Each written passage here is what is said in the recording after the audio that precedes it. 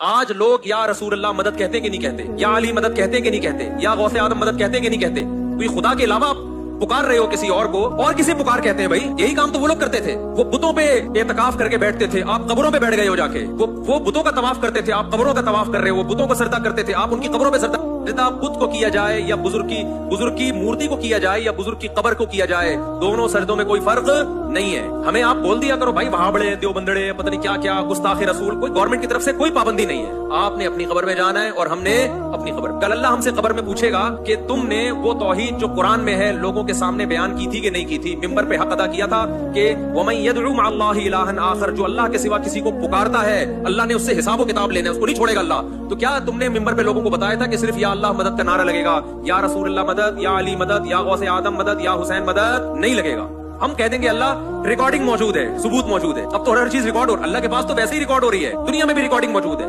آپ پھر بھی یا علی مدد کہتے ہو، آپ پھر بھی یا حسین مدد کہتے ہو، آپ پھر بھی یا غوث آدم مدد کہتے ہو، آپ پھر بھی کسی قبر کو سجدہ کرتے ہو۔ بھائی آپ کے پاس اگر اس کی ایکسپلینیشن اللہ کے پاس اللہ کو مطمئن کرنے کے لیے ہے تو آپ پیش کر دینا۔ اللہ اگر آپ کو عذاب نہ دے تو ہمیں کوئی تکلیف نہیں ہے، لیکن اللہ نے قرآن میں جو وعدہ کیا ہے، اب اللہ جانے آپ جانے، اللہ نے وعدہ یہ کیا ہے کہ مشرک کی میں کسی قیمت پہ مغفرت نہیں کروں گا، شرک معاف نہیں ہو سکتا، کچھ بھی کر لو، یہ غیرت کا مسئلہ ہے۔